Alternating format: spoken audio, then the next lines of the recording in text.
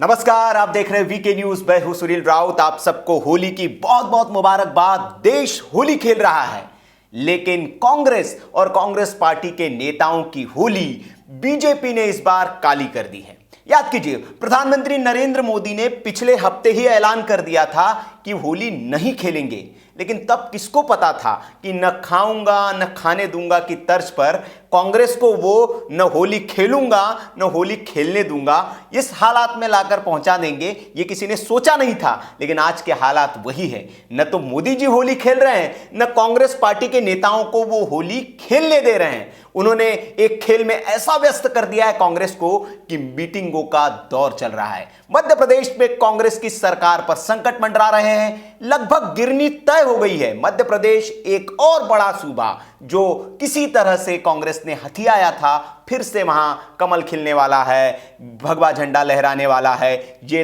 तय हो चुका है। और ज्योतिरादित्य सिंधिया की इसमें बहुत बड़ी भूमिका सामने आई है। वही सिंधिया जिसको लगातार पार्टी में दरकिनार किया जा रहा था और जिन्हें हाशिए पर धकेला जा रहा था, लेकिन यह एक दिन आना तय था। यह बता दें कि सिंधिया घराने की यह तीसरी पीढ़ी है जिसे कांग्रेस ने उपेक्षित किया है और जिसके बाद उसे यह कदम उठाना पड़ा है। याद कीजिए, 1967 सबसे पहले राजमाता सिंधिया, उनकी भी उपेक्षा कांग्रेस ने की थी और तब उन्होंने जनसंघ का हाथ थाम लिया था, जनसंघ ज्वाइन कर लिया था।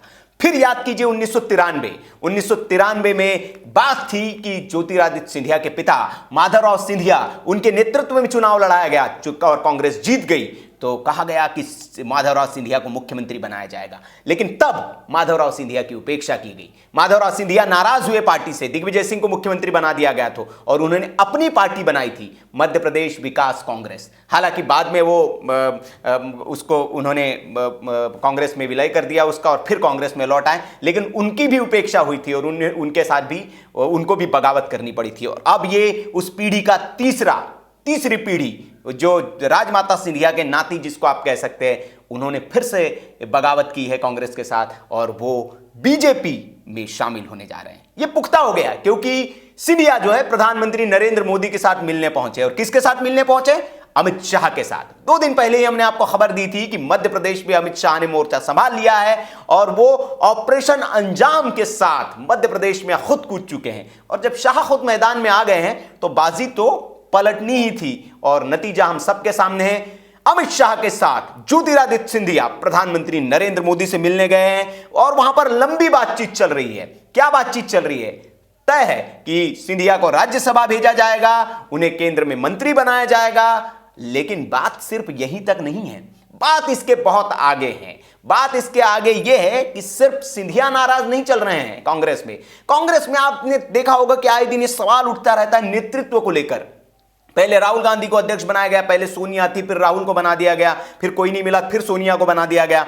तो एक नेतृत्व को लेकर संकट है, बार बार ये सवाल उठते रहते हैं। शशि थरूर ने भी कहा कि भैया एक जिम्मेदारी दीजिए किसी को, आप कांग्रेस को रिवाइव करना है तो किसी को तो जिम्मेदारी दीजिए, कोई तो चाहिए। कब तक आप इसको प्राइवेट लिमिटेड पार्टी बनाकर रखेंगे? कई नेता नाराज थे और खबर अब यह है कि सिर्फ सिंधिया ही नहीं, ऐसे कई कांग्रेस के युवा नेता है जो सिंधिया के नेतृत्व में बीजेपी में आने वाले हैं। सिंधिया इसकी कमान खुद संभालेंगे और कई नेता जो है कांग्रेस के आने वाले दिनों में आपको कांग्रेस को बाय बाय कर बीजेपी में जाते हुए दिखेंगे। वो कांग्रेस के नेता जो विचारधारा के स्तर पर कांग्रेस की विचारधारा से इत्तेफाक नहीं रखते हैं। उन नेताओं में आप समझ सकते हैं कि धारा 370 का मसला हो या जब सर्जिकल स्ट्राइक हुई थी उस वक्त याद कीजिए किन नेताओं ने कांग्रेस की लाइन से हटकर बीजेपी की लाइन पर साथ दिया था। वही वो नेता है जो आने वाले दिनों में आपको सिंधिया के साथ भारतीय जनता पार्टी में नजर आएंगे। सबसे बड़ा नाम है इसमें सचिन पायलट। जी हां, कहा जा रहा है कि सचिन पायलट भी कांग्रेस को जल्द ही बाय बाय कह सकते हैं और वो भी भारतीय जनता पार्टी को ज्वाइन कर सकते हैं, क्योंकि वैचारिक स्तर पर उनकी विचारधारा कांग्रेस से कहीं ना कहीं मिलती हुई नहीं दिखती है।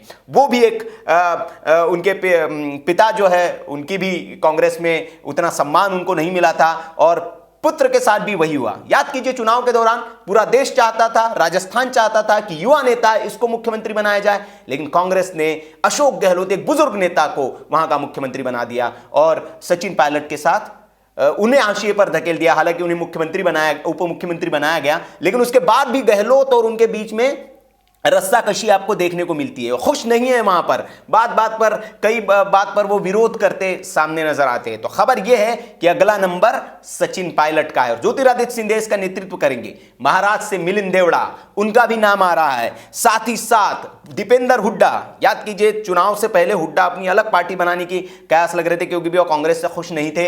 हालांकि किसी तरह हुड्डा को कमान दी गई फिर और उनके नेतृत्व में चुनाव लड़ा गया, लेकिन कोई करिश्मा नहीं हो पाया। लेकिन वो भी वैचारिक स्तर पर आप देखिए, उन्होंने भी 370 हो या धारा 370 हो या सर्जिकल स्ट्राइक, बीजेपी की लाइन पर वो चले थे। तो खबर यह है कि वो और भी कई नेता है जिनका नाम लेना इस मंच पर उचित नहीं होगा।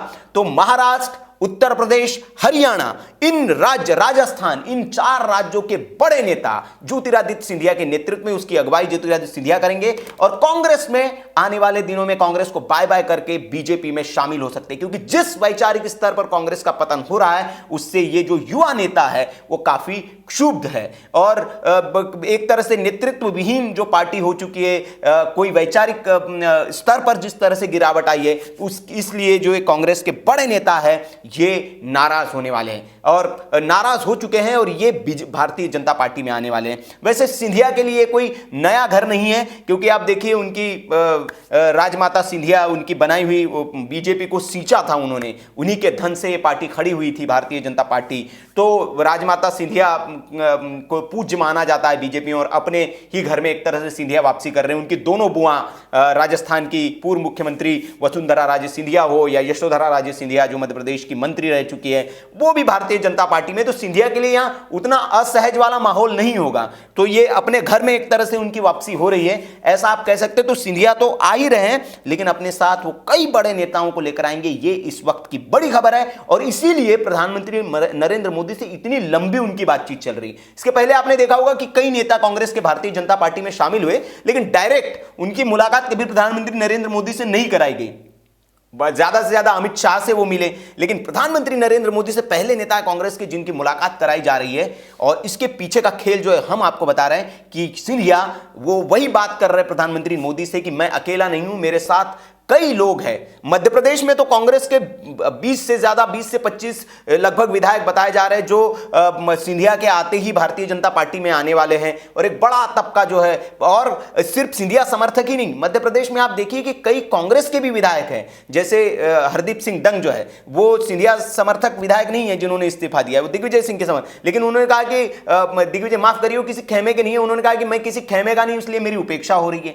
तो जो इस तरह के विधायक है जो किसी खेमे में नहीं है, वहां पर जो चुन के आए, जो इत्तेफाक नहीं रखते कांग्रेस, वो भी देखिए आप मध्य प्रदेश में एक बहुत बड़ा कांग्रेस के लिए एक डिजास्टर होने वाला है इस वक्त। और कई विधायक सिंधिया समर्थकों के अलावा वो भी आपको आने वाले दिनों में भारतीय जनता पार्टी ज्वाइन करते हुए दिख सकते हैं। और जाहिर सी बात है कि सब इस्तीफा देंगे तो दोबारा उपचुनाव होगा और ये सारे भारतीय जनता पार्टी के टिकट पर चुनाव लड़ते हुए आपको दिख सकेंगे।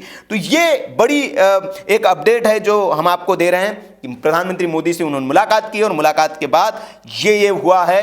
तो ये जो शाह का ऑपरेशन अंजाम था अब अंजाम पर पहुंचते हुए दिख रहा है, लेकिन ये किसी ने नहीं सोचा था कि इतने इस स्तर पर वो आएगा। तो ये लेटेस्ट जानकारी है कि प्रधानमंत्री नरेंद्र मोदी से सिंधिया मिले हैं, शाह खुद लेकर उनको पहुंचे और ये सारा अपडेट है कि अगला नंबर जो है आपको राजस्थान में सचिन पायलट का मिल सकता है। इसी तरह से वो आके मिले और भारतीय जनता पार्टी में शामिल हो जाए। और भी कई लंबे महाराष्ट्र से कई नेता है, उत्तर प्रदेश से कई नेता है, राजस्थान से कई नेता है, हरियाणा से कई नेता है। तो आने वाले दिनों का इंतजार करिए और देखिए किस तरह से एक कांग्रेस में भगदड़ की स्थिति आपको देखने को मिलती है। तो ये लेटेस्ट अपडेट है। और भी जो मध्य प्रदेश की आज होली पर जो कांग्रेस की होली बदरंग और बीजेपी की होली रंगीन होती हुई दिख रही है, तो इससे जुड़े जो भी लेटेस्ट अपडेट रहेगी, आज हम भी देखिए मोदी जी नहीं खेल रहे तो हम भी होली नहीं खेल रहे और हम आपको हर खबर अपडेट देने के लिए स्टूडियो मौजूद है और हर खबर से जुड़ा आपको अपडेट देते रहेंगे। बस आप हमारे चैनल को सब्सक्राइब कर लीजिए, बेल आइकन दबा दीजिए ताकि वीडियो की नोटिफिकेशन आपको मिलती रहे।